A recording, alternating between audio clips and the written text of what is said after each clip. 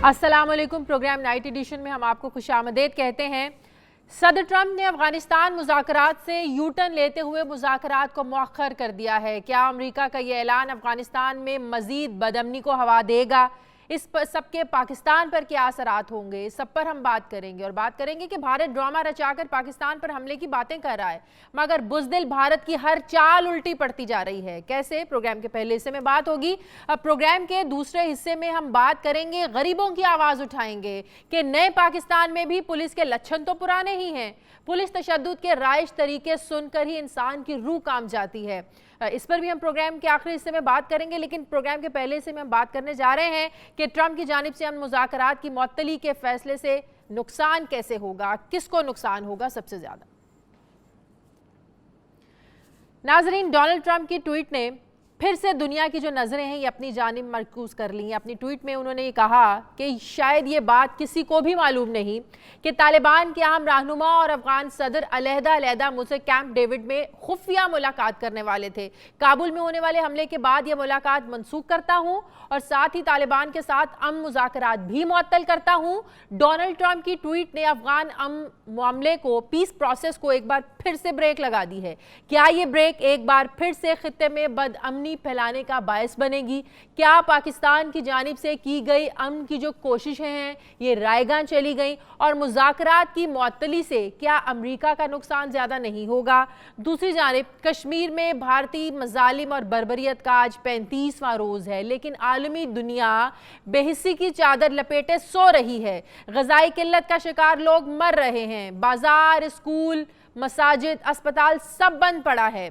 80 लाख से ज्यादा लोग जेल बनी वादी में कैद हैं। जबकि चीन के वजीर खारजा की आज वजीर आजम से मुलाकात हुई, जिसमें कश्मीर के मामले पर पाकिस्तान को भरपूर साथ देने का इरादा किया गया। पाक भारत कशीदगी के बायस चीनी वजीर खारजा ने अपना दौरा भारत भी मनसूख कर दिया और ये पाक चीन मजबूत दोस्ती की एक अलामत है। जबकि भारत की जानिब से कश्मीर में मामलात को मामूल पर दिखाने की कोशिशें की जा रही हैं, लेकिन पाकिस्तान भारतीय प्रोपेगंडे को हर जगह पर बेनकाब कर रहा है। दूसरी जानिब भारत लाइन ऑफ कंट्रोल से 2 मासूम पाकिस्तानियों को पकड़कर दहशतगर्द करार देने का भी प्रोपेगंडा कर रहा है। क्या भारत इस मामले पर झूठा ड्रामा रचा कर एक बार फिर से पाकिस्तान के खिलाफ जारियत कर सकता है? इस पर मैं बात करने जा रही हूँ। साबिक वजीर खारजा खुर्शीद महमूद कसूरी साहब ने मुझे ज्वाइन किया। अस्सलामुअलैकुम, बहुत बहुत शुक्रिया कसूरी साहब, आपने हमें वक्त दिया। कसूरी साहब, आज की बड़ी major development Afghan peace process का मुअत्तल होना। सबको उम्मीद थी कि अमेरिका तालिबान मुज़ाकरात के बाद जो अफगान पीस प्रोसेस है ये आगे बढ़ेगा, खित्ते में ज़ाहिर है इससे अमन आएगा। लेकिन 5 सितंबर को जो काबुल में हमला हुआ, जिसकी जिम्मेदारी भी तालिबान ने कबूल की, इस हमले को जवाब बनाकर अमरीकी सदर डोनाल्ड ट्रंप ये ट्वीट करते हैं कि वो इन मुज़ाकरात को मुअत्तल करते हैं। क्या इम्पैक्ट आप इस अमरीकी सदर के इस फैसले का देख रहे हैं? देखिए, ये सिर्फ ये वजह नहीं हो सकती मेरे ख्याल में कि एक अमरीकी फ़ौजी मारा गया। इससे पहले जब बातचीत हो रही थी ज़ल्ज़मैश खलीलज़ाद साहब की तालिबान लीडरशिप के साथ दोहा में, तो कई दफ़ा हमले हुए थे, उसमें फॉरेनर्स और अमेरिकन भी मारे भी गए, इंजर भी हुए थे। तो ये ठीक है कि उनको शायद ये तवक्को हो सकता है कि जब क्योंकि इन प्रिंसिपल फ़ैसला हो गया है तो ये रुक जाएंगे, क्योंकि उसमें एक टेढ़ा सा इनके दरमियान बहस थी, या जो भी कह रहे हैं टेढ़ा सा नुक्ता था कि एक तो था कि वो किसी को टेररिस्ट ऑर्गेनाइजेशन को अफ़गानिस्तान में जगह नहीं देंगे, उस पर तालिबान राज़ी थे, चाहे वो अलकायदा हो या इस्लामिक स्टेट हो। दूसरा वो कहते थे सीज़ फायर। अब सीज़ फायर पे इन पे एग्रीमेंट नहीं हो रहा था। एग्रीमेंट हो रहा था कि जी एक ये शेड्यूल देंगे, और जब ये शेड्यूल देंगे तो फिर वो अपनी जो है सीज़ फायर करेंगे, यानी विड्रॉल का। इनका ये ख्याल था कि जनाब उसके बाद ये शायद हो जाएगा। तो अगर आप सरसरी तौर पर, सतही तौर पर देखें तो ये कहा जा सकता है प्रेसिडेंट ट्रंप ने इसलिए किया कि उनको ये तवक्को थी कि जब ये peace deal in principle agree हो गई है तो उनको ये नहीं इतना बड़ा हमला करना चाहिए था, और बकौल ट्रंप के उन्होंने इसलिए किया कि मज़ीद अपनी बार्गेनिंग पोजीशन बढ़ाएं। मुझे इसमें ना तालिबान करते तो अच्छा था, लेकिन इसमें मुझे तो प्रेसिडेंट ट्रंप की दलील में वज़न नहीं लग रहा, क्योंकि कभी भी तालिबान ने नहीं कहा कि वो फॉरेन फोर्सेस पे अटैक रोक देंगे, जबकि ना अमेरिका ने उन पे बमबारी तो और आप क्या हमले ये समझते करने हैं कि तालिबान ने अपनी जो बार्गेनिंग एक पोजीशन है उसको मजबूत करने के लिए अटैक किया, हमला किया? क्योंकि कुछ दिन पहले आपको भी याद होगा कि प्रेसिडेंट ट्रंप का ये बयान आया था कि पीस जो डायलॉग है अमन मुआहदे के बाद भी अमरीकी अफवाज अफगानिस्तान में रहेंगी, जिसके बाद फिर तालिबान की जानिब से एक नेगेटिव रिएक्शन सामने आया था कि उन्हें ये कबूल नहीं है। तो आप समझते हैं कि इसी को जवाब बनाकर उन्होंने बार्गेन करने की कोशिश की, ये हमला किया? देखिए, ये आपकी बात में वज़न है, लेकिन ये बातें जो है ना बड़ी कॉम्प्लेक्स होती हैं। मुझे तो ये भी लग रहा है कि इसके पीछे और भी फैक्टर्स कार फरमा हैं। उनके जो सबसे बड़े सपोर्टर हैं सेनेट में, लिंडजे ग्रैम, उन्होंने इस किस्म की डील पे एतराज़ किया है। फिर अभी रिसेंटली 9 ऐसे सीनियर स्टेट डिपार्टमेंट ऑफिशियल्स, जिनमें से अक्सर अफ़गानिस्तान में सफ़ीर भी रह चुके हैं, उन्होंने एक बहुत अटलांटिक काउंसिल ने के ज़रिए एक अटलांटिक मैगज़ीन में मज़मून भी छपवाया था, जिसमें उन्होंने ये कहा था, और ये सिर्फ 3 दिन की बात है, कोई पुरानी बात नहीं है। जब ये आई है ना खबर के इन प्रिंसिपल एग्री हो गया, उसके बाद अटलांटिक में, और 9 भारी भरकम लोग, उनको मैं कईयों को ज़ाती तौर पे जानता हूँ, उनसे नेग्रोपोंटे मेरे दौर में जो थे डिप्टी सेक्रेटरी ऑफ स्टेट थे, फिर बाद में इंटेलिजेंस के हेड हो गए, क्रॉकर मेरे दौर में सफ़ीर थे। तो मैं बहुत से कुछ जानता हूँ। इन्होंने जो बयान दिया वो ये था कि जो अमेरिकन विड्रॉल है, इट शुड नॉट प्रिसीड, यानी ये एग्रीमेंट के अनाउंसमेंट से पहले नहीं बल्कि एग्रीमेंट के बाद होना चाहिए। तो एक तो ये बात है। फिर बहुत से लोग ये तनकीद कर रहे थे कि प्रेसिडेंट ओबामा जो थे वो मुख्तलिफ डेट्स दिए जाते थे, और तालिबान कहा करते थे कि ये जो है घड़ी शायद आपके पास है लेकिन टाइम हमारे साथ है। तो उन पे एतराज़ होता था प्रेसिडेंट ट्रम्प ओबामा पे कि जब उन्होंने डेट्स दे दी थी तो तालिबान को कोई ज़रूरत नहीं रही थी नेगोशिएशंस करने की। तो प्रेसिडेंट ट्रम्प पे जो ज़्यादा मेरा ख्याल है उनको पे असर हुआ है वो फॉक्स न्यूज़, जो कि राइट विंग को रिप्रेजेंट करता है, 3 दिन पहले फॉक्स न्यूज़ पे कुछ लोगों ने हमले करने शुरू किए। फॉक्स न्यूज़ के ऊपर जो लोग अपीयर हुए उन्होंने हमले किए। उन्होंने कहा जी इतनी हमने जाने ज़ाया की इसलिए नहीं कि हम ये करें, क्योंकि तालिबान की बढ़ गई थी जो एक्टिविटी थी, आप जो भी कह लें। तो मैं ये समझता हूँ कि लेकिन ये नहीं समझना चाहिए कि ये हरफ़े आखिर है। प्रेसिडेंट ट्रंप इससे पहले एक उन्होंने किताब लिखी थी, आर्ट ऑफ द डील और द आर्ट ऑफ डील, इस किस्म की किताब लिखी थी, जिसमें प्रेशर करना उनके नेगोशिएटिंग स्किल्स का जो सेटअप है उसमें वो किए है। और उसमें उन्होंने प्रेसिडेंट जो नॉर्थ कोरिया के हैं किंग जॉन उनके साथ बैन तो ही ये साहब, काम आप ये किया समझते था हैं कि कि प्रेसिडेंट ट्रंप पर अमेरिका के अपने अंदर से ही दबाव था?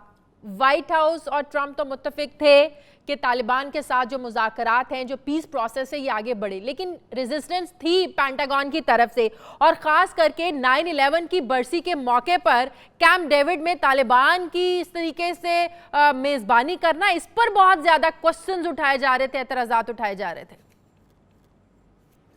जी हाँ, मैं तो प्रेसिडेंट ट्रंप पे हैरान हूँ, क्योंकि मुझे पता है कि जो है ना कैंप डेविड पे मीटिंग व्हाइट हाउस में तो होती है, कैंप डेविड पे मैंने इतना जोर लगाया था अपने दौर में कि प्रेसिडेंट मुशर्रफ को रिसीव कर लिया जाए, और कॉन्डोलीज़ा राइस मान रही थी, और मैंने उनको ओवर रूल कराया था अपने जो भी मेरे तरीक़ाकार था, और उस पर इंडियन न्यूज़पेपर्स ने भी कमेंट किया था कि कैंप डेविड पे बहुत इंपॉर्टेंट मीटिंग्स होती हैं।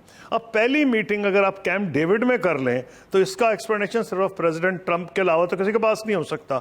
वो उनका अपना एक ख़ास तरीका है। मैं ख्याल है उनको रियलाइजेशन हुई, जो एक तो जो 9 डिप्लोमेट्स ने किया, फिर पेंटागन जनरल मैटिस का बयान आए हैं, जो हालांकि वो सेक्रेटरी डिफेंस नहीं रहे लेकिन उनकी इज्जत है पेंटागन में।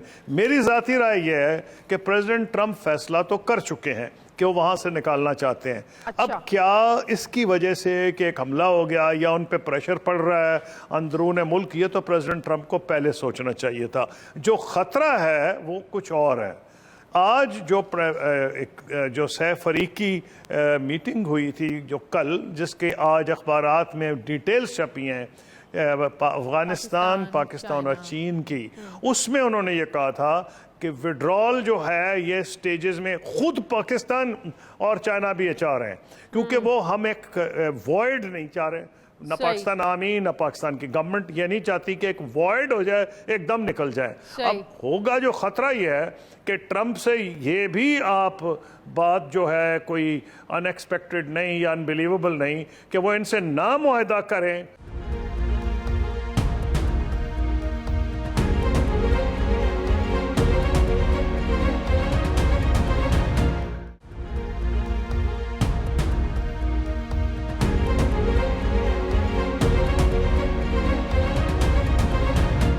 पाकिस्तान को एतमाद में लिए बगैर, तालिबान को एतमाद में लिए बगैर, अफगानिस्तान की हुकूमत को, काबुल की हुकूमत को एतमाद में लिए बगैर ये इनखला करते हैं, ये फैसला करते हैं, तो इसका फिर क्या रिएक्शन आ सकता है? क्या रिएक्शन होगा फिर?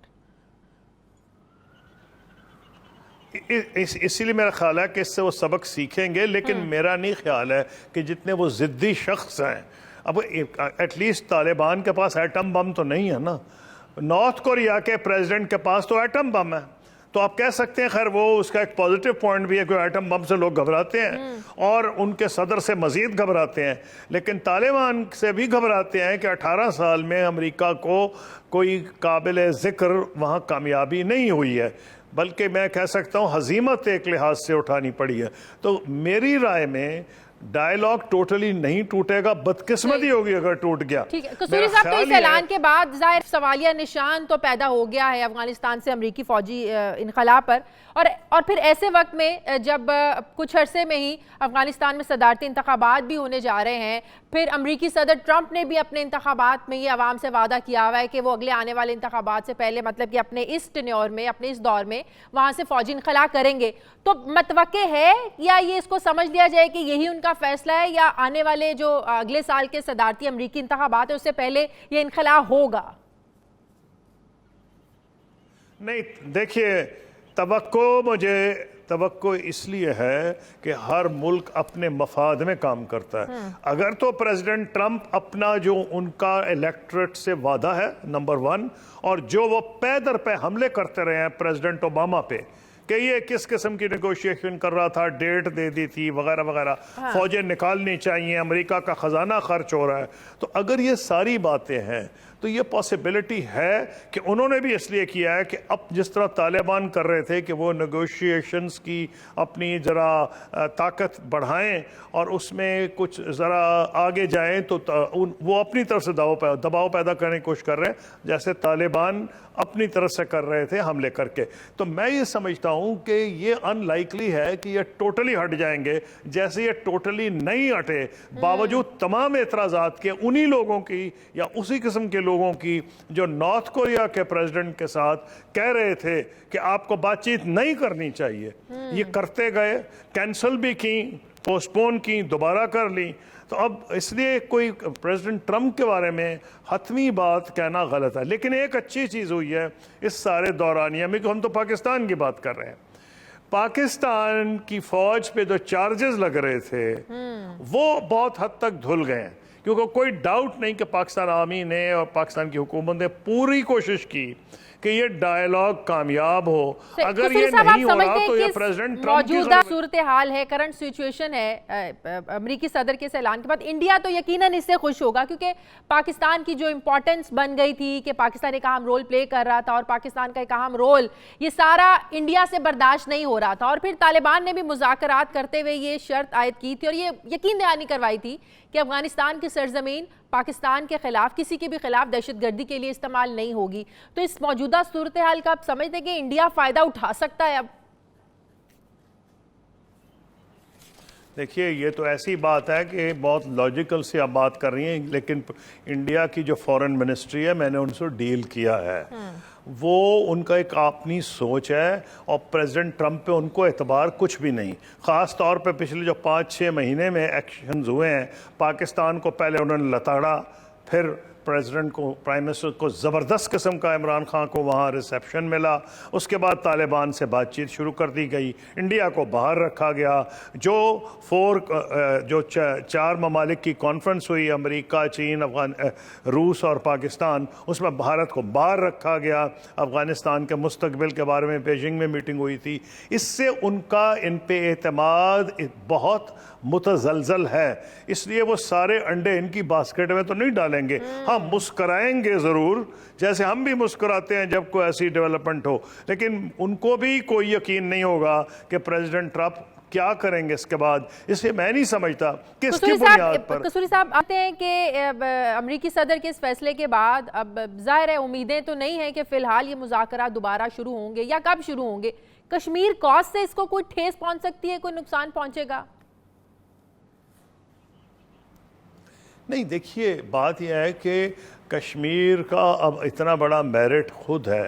ये जो जंग अफ़गानिस्तान में है ये तो चल रही है 1979 से, और पाकिस्तान अमेरिका का इत्तेहादी भी था, बड़ा close major non NATO ally, कोई इसमें शक ही नहीं। मैं तो फॉरेन मिनिस्टर था, लेकिन कश्मीर के मसले पे जिस किस्म की पब्लिसिटी इस वक्त मिली है, कश्मीर में ह्यूमन राइट्स वायलेशंस की, भारत को तो आग लग गई है, क्योंकि वो मिली है पाकिस्तान की वजह से नहीं, नरेंद्र मोदी के एक्शंस की वजह से। कि नरेंद्र मोदी ने अपने ही एक पूरी रियासत में कर्फ्यू लगा के लोगों को कैद कर दिया, और वहाँ से जो बैनुल अक़वामी मीडिया रिपोर्ट कर रहा है, तो अगर पब्लिसिटी कश्मीर को मिली है, वो तालिबान की वजह से तो नहीं मिली, ना इस वजह से मिली है कि तालिबान और अमेरिका की टॉक्स करीब हो रही हैं। हाँ, एक बात ज़रूर है कि वेस्टर्न मीडिया का एक हद तक पाकिस्तान की तरफ से रवैया बदला है, ये पॉजिटिव डेवलपमेंट है, क्योंकि पाकिस्तान ने पॉजिटिव रोल अदा किया है। तो वेस्टर्न मीडिया का इंटरेस्ट बड़ा था इस एरिया में, खित्ते से ही वो इंटरेस्ट लूज कर रहे थे कि जब पाकिस्तान ने ये रोल अदा करना शुरू किया और अमेरिका ने पाकिस्तान की तारीफ़ें की कि हाँ, पाकिस्तान तालिबान को लाने की कोशिश कर रहा है टेबल पे, वो एक आप कह सकते हैं कि सेकेंडरी फैक्टर ज़रूर था अमेरिकन मीडिया पे, लेकिन कश्मीर ने इस हद तक कैप्टिवेट कर लिया है बैनुल अक़वामी मीडिया को, ह्यूमन राइट्स ऑर्गेनाइजेशंस को, कि मैं नहीं समझता कि ट्रंप साहब कुछ करें या ना करें अफ़गानिस्तान पे, उसका कश्मीर कॉज पे डायरेक्टली असर पड़ेगा, लेकिन इनडायरेक्टली खुदा ना खास्ता अगर कोई ऐसी सिचुएशन डेवलप हो कि पाकिस्तान को फिर ब्लेम करने लगे अमेरिका, तो मेरी एडवाइस पाकिस्तान गवर्नमेंट को ये होगी कि उनकी पॉलिसी बहुत अच्छी है, पाकिस्तान आर्मी की पॉलिसी बहुत अच्छी है, उसने अपनी पोजीशन क्लैरिफाई की है कि ऑल एपीसी के जितने फैसले हैं वो तमाम के तमाम उन पे अमल दरामद कर रहा है। एफएटीएफ में बिल्कुल टोटली गवर्नमेंट कमिटेड है कि उनके ऊपर वो फैसले करवाएगी। बहुत शुक्रिया। वज़ीर ख़ारजा खुर्शीद महमूद कस्तूरी साहब हमारे साथ थे। मुझे नाज़रीन प्रोग्राम में एक ब्रेक लेनी है, ब्रेक के बाद वापस आएंगे तो बात करेंगे कि पुलिस मजालिम की वजह से जो छाई अंधेरी रात है ये आखिर कब खत्म होगी। वापस आते हैं एक छोटे से वक्फे के बाद।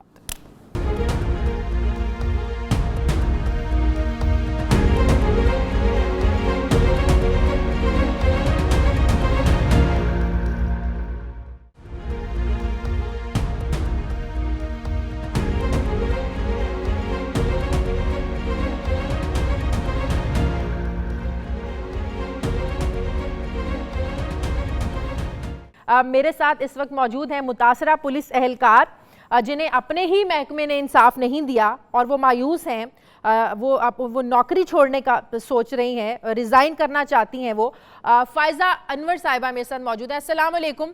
बहुत बहुत शुक्रिया फ़ायज़ा साहबा आपका। सबसे पहले तो मुझे ये बताइएगा कि आपने नौकरी छोड़ने का फ़ैसला क्यों किया? सोशल मीडिया पर तो वो तस्वीर जिसमें आप उस वकील को हथकड़ी लगाकर लेकर जा रही हैं जिससे ये तासुर मिला, शायद ये तासुर देने की कोशिश की गई कि आपको तो शायद इंसाफ मिल गया। वालेकुम सलाम।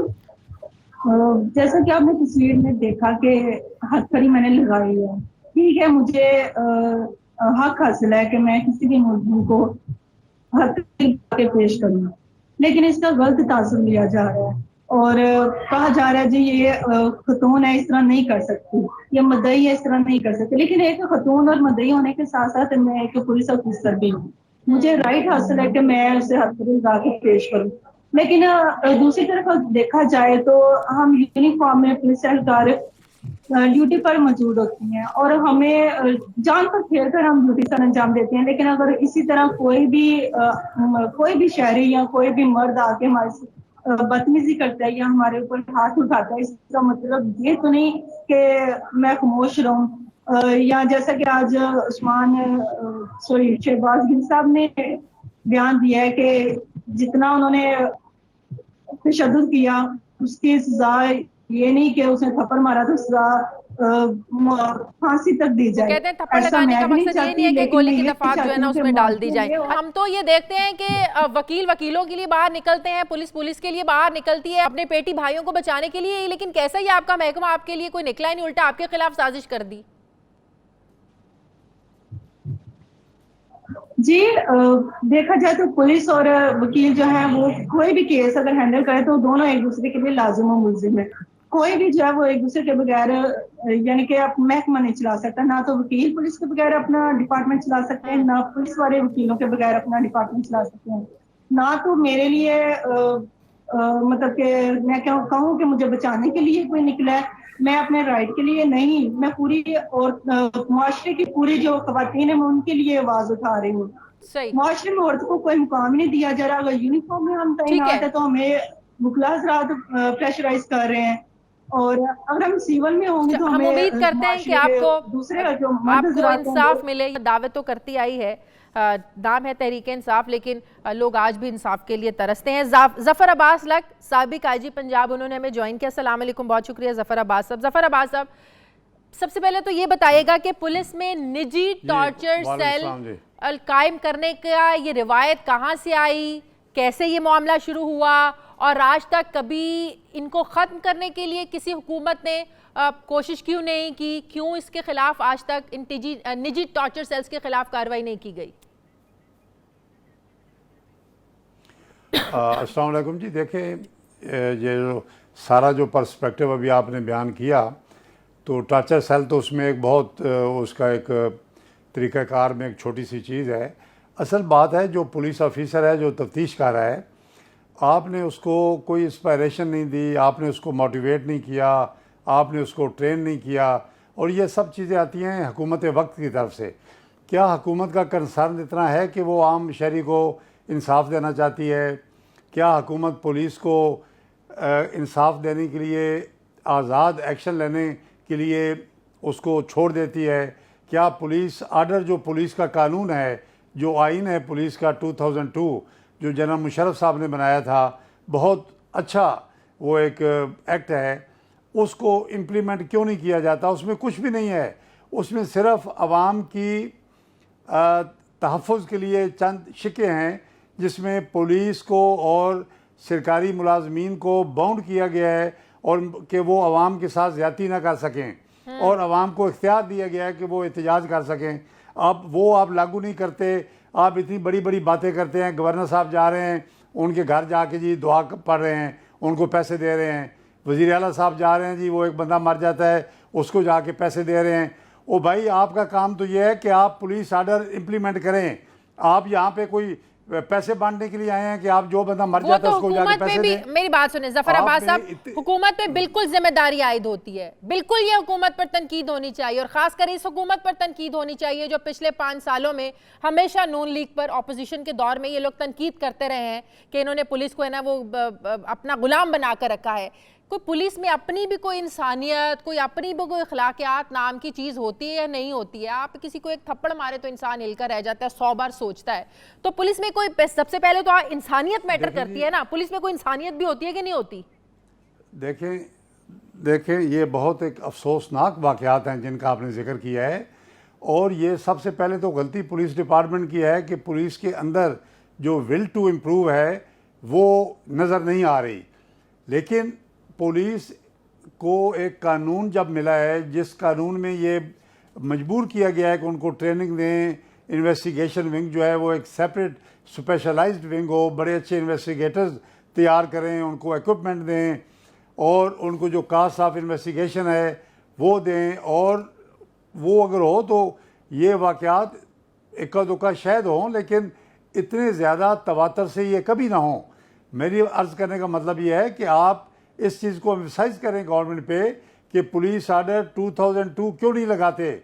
उसमें जो पुलिस के फ़ायदे की चीज़ें थीं वो पुलिस ने अपना ली, प्रमोशनें ले लीं, अपनी सीटें बढ़ा लीं, तादाद बढ़ा ली, लेकिन जो आवाम के फ़ायदे की चीज़ें थीं, तो इसका मतलब है पुलिस कल्चर की तब्दीली में सबसे बड़ी रुकावट खुद सियासतदान है, ये करना ही नहीं चाहते। सियासतदान इसको नहीं चाहते।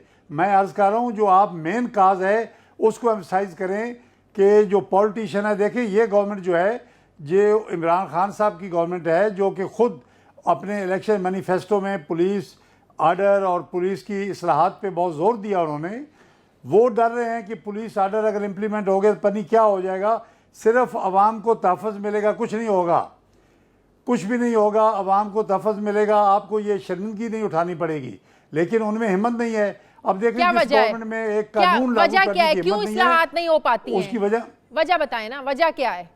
उसकी वजह ये है जी, मैं बता रहा हूँ, उसकी वजह ये है कि हर हुकूमत जो है वो ये समझती है उसने अपने सियासी मफादात और जो अपने उनके MPs MNAs हैं वो कहते हैं जी कि हमें वोट नहीं मिलेगा अगर हमारे ज़रिए काम होना चाहिए, कानून के ज़रिए काम नहीं होना चाहिए। हमारे पास बंदा आए, हम उसको लेके SP के पास जाएं, हम DSP के पास लाएं, हमारे मर्ज़ी का DSP हो तो वो हमें, वो उन्होंने डरा दिया है खान साहब को कि जी हमें वोट नहीं मिलेंगे अगर हम पुलिस आर्डर जो है वो इम्प्लीमेंट हो गया।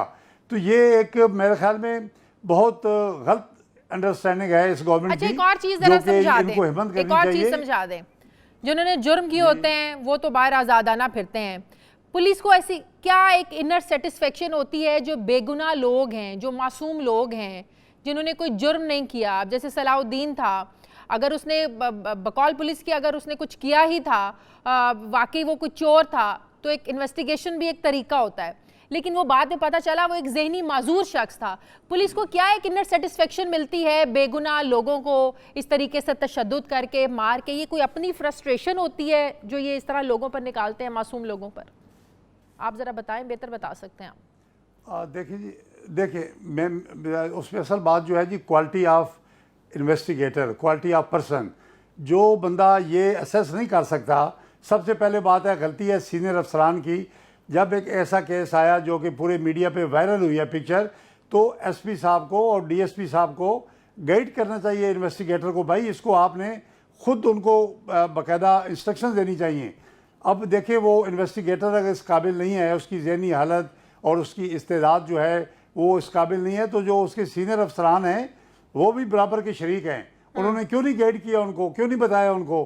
तो ये सारा जो मैं अर्ज कर रहा हूँ, लैक ऑफ ट्रेनिंग है, लैक ऑफ मोटिवेशन है, लैक ऑफ इंस्पायरेशन है। जब ठीक है, बहुत बहुत शुक्रिया आपका। ठीक है, बहुत जफर अब्बास साहब मेरे साथ है। अमानुल्लाह कनरानी साहब सदर सुप्रीम कोर्ट बार इस हमारे साथ मौजूद हैं। बहुत बहुत शुक्रिया अमानुल्लाह साहब। अमानुल्लाह साहब, ये क्या तरीका कार है कि अगर कोई वकील कोई गलत काम करता है, उसको उसके खिलाफ कोई कार्रवाई होती है, तो बजाय इसके कि उसको ये एहसास दिलाया जाए कि तुमने गलत किया है, उल्टा उसको बचाने के लिए वकील हड़ताल करना शुरू कर देते हैं, सड़कों पर निकल आते हैं, एहतजाज करना शुरू कर देते हैं। ये क्या रवैया है वकीला बिरादरी का? बिस्मिल्लाहिर्रहमानिर्रहीम। देखिए, बतौर वकील मैं बात कर रहा हूँ और as a president supreme court bar association, हमारा तो एक इदारा ऐसा है जिसमें सब सुप्रीम कोर्ट के वकील हैं और जो सीनियर वकील होते हैं वही हमारे मेंबर हैं। और ये जो नीचे जो वाक़यात हो रहे हैं ये बेसिकली मुतल्लिका बार काउंसिल्स के उसमें आते हैं दायरे में, जिसमें हाई कोर्ट के वकील हैं या लोअर कोर्ट के वकील हैं। मगर ओवरऑल जो अखलाकी कैफियत है वो बदकिस्मती से जहाँ हर इदारे में पस्त है, जहाँ आप इस इशू को उठा रही हैं और वाकई ये इशू है भी अखलाकी तौर पर बहुत बड़ा है कि खातून के ऊपर हाथ उठाना, चाहे पुलिस वाली हो या कोई भी हो, खातून अदरवाइज़ हमारे लिए काबिल एहतराम है, उनकी तो हमें मदद करनी चाहिए, उनका तहफ़्फ़ुज़ करना चाहिए। हम उस अखलाकी हद तक गिर गए हैं कि खातून पर हाथ उठाने से भी नहीं गुरेज करते। ये अपनी जगह पर काबिल मज़म्मत है, चाहे वकील भी है, ये कोई ज़रूरत और हिम्मत वाली बात नहीं है। मगर बात एक हमारे माशरे में जो तजादात हैं, एक ही टीवी चैनल पे ये भी बात आ रही थी कि जिसमें एक डीएसपी एक एसएचओ ने मिलकर 12 बंदों ने खातून को इतना मारा है कि वो अब आईसीयू में पड़ी हुई है। उसी टीवी चैनल की खबरों के सारी चीज़ें आ रही हैं कि उसके अंदर एक्स्ट्रा जुडिशल किलिंग्स हुई हैं, वो जो है इतनी ज़्यादा उसके अंदर ये सारी चीज़ें आ रही हैं। पुलिस दहशतगर्दी का जो पंजाब में एक पुलिस का, और आप देखते हैं हमारे मुआशरे के अंदर मुलाजमीन के साथ क्या होता है। हमारे मुआशरे में टॉलरेंस नहीं है, ये बदकिस्मती हमारे मुआशरे की अक्कासी है, ये वकील की अक्कासी नहीं है। इसको आप वकील के पेशे से निस्बत न दें। नहीं, हम निस्बत नहीं दे रहे, हम ये कह रहे हैं कि अगर खातून के साथ ज्यादती हुई है तो पुलिस के रवैये को देखें, बिल्कुल सही है, पुलिस के रवैये को हम डिफेंड करना नहीं कर रही है, हो ही नहीं सकता पुलिस का रवैया डिफेंड, बिल्कुल नहीं हो सकता। बात यह है कि वकील आज जिस वकील के लिए खड़े हुए हैं तो उनको जरा ये सोचना चाहिए कि आज तो किसी और की माँ बेटी बहन को पड़ा है थप्पड़, कल को वो इनके किसी खानदान की अपनी भी कोई औरत हो सकती है। अगर आज ये किसी औरत के साथ खड़े नहीं होंगे तो कल उनके साथ कौन खड़ा होगा? मैं खड़ा हूं, बिल्कुल मैं अलानिया खड़ा हूं और मैं इस बात की वाकई की मजम्मत करता हूं। बिल्कुल मेरे वकील नाराज हूं चाहे खुश हूं, ये कोई जमा मर्दी नहीं है कि आप किसी खातून को थप्पड़ मारें, चाहे खुदा करे आपके साथ कोई भी बड़ी ज्यादती की हो। खातून ने उसके खातून के साथ कम से कम मर्द के साथ भी देखें, हम इखलाकियात, हम लॉर्ड्स हैं। जब हम कहते हैं हम लॉर्ड्स हैं तो हमें ऐसे काम करनी चाहिए जब हम एक दूसरे के साथ उलझे। हमें अदालतों की साथ है। नाज़रीन, मुझे एक प्रोग्राम में ब्रेक लेनी है, वापस आते हैं एक छोटे से वक्फे के बाद।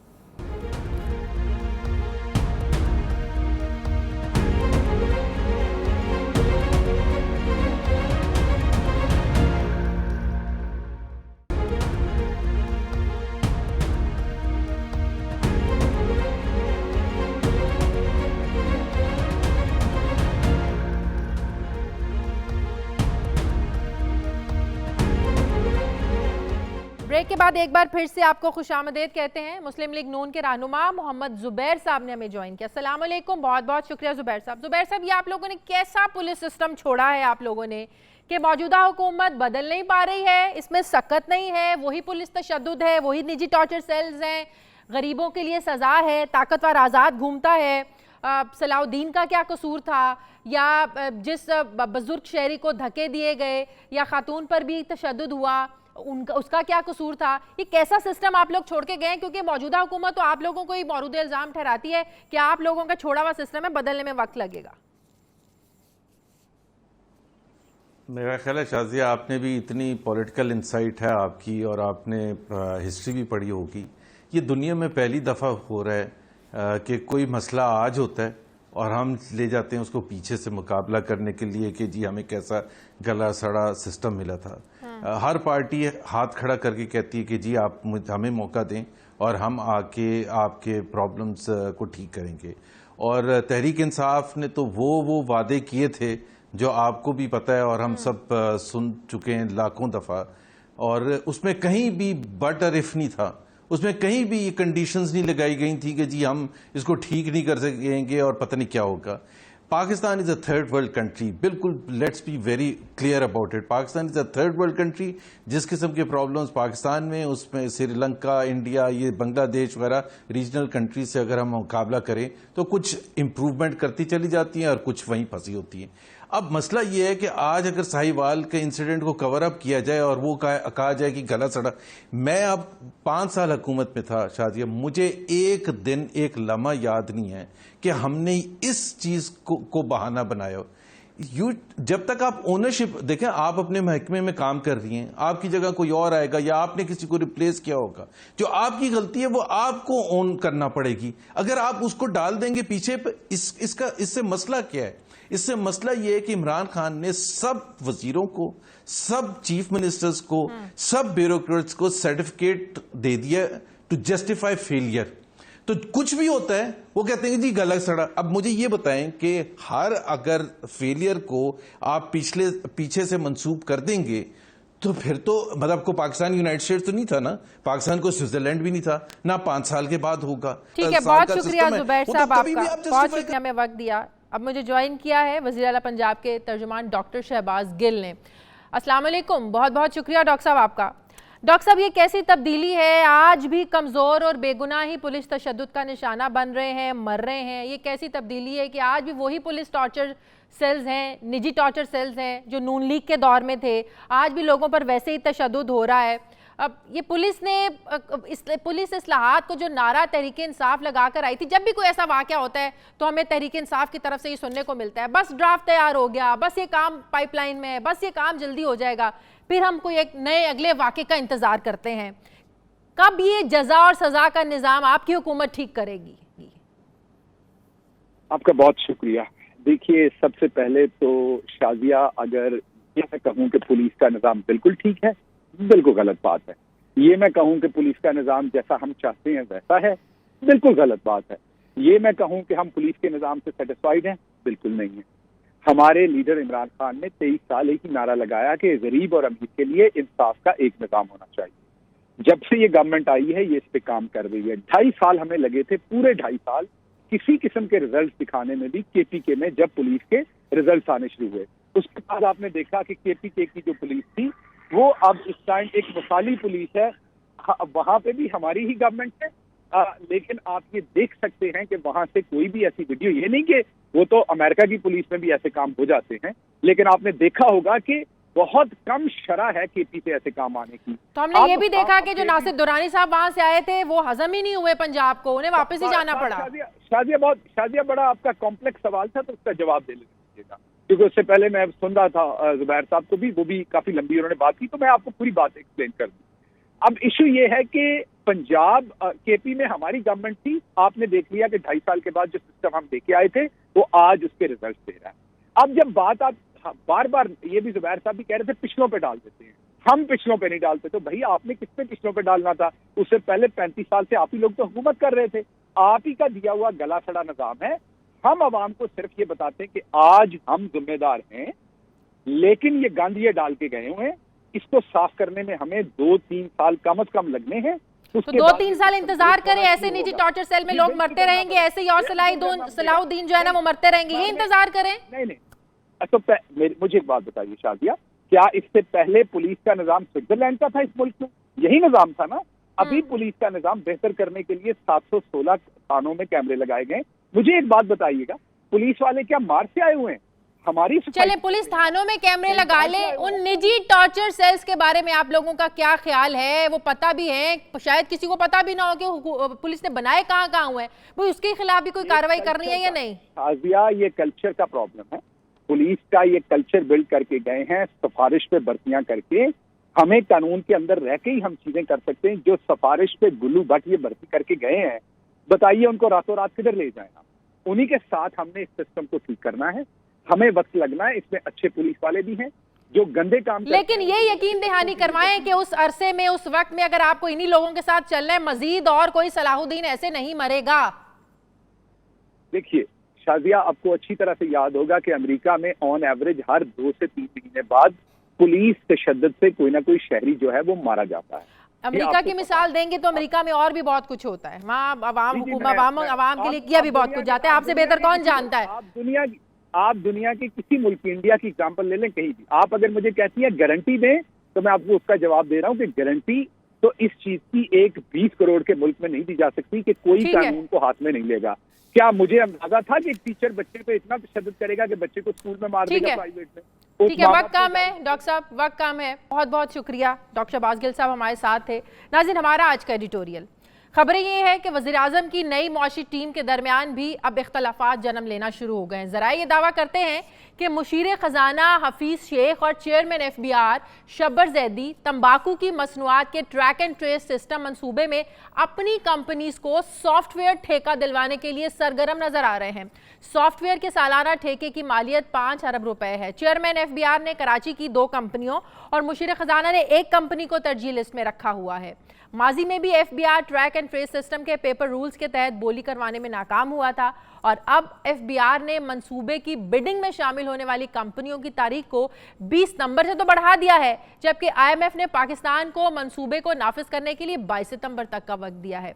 इस मंसूबे से गैर कानूनी सिगरेट को कंट्रोल करने में तो मदद मिलेगी, लेकिन देखना यह है कि क्या वाकई ये एक ठेका हुकूमत की जो मौशी टीम है इसमें दरारें डाल देगा। ये था नाज़रीन हमारा आज का प्रोग्राम के लिए आप हमें फीडबैक ज़रूर दीजिएगा। अपना ख्याल रखिएगा। मुझे इजाज़त दीजिए, मेरी आपसे मुलाकात होगी अगले हफ्ते। अल्लाह हाफिज़।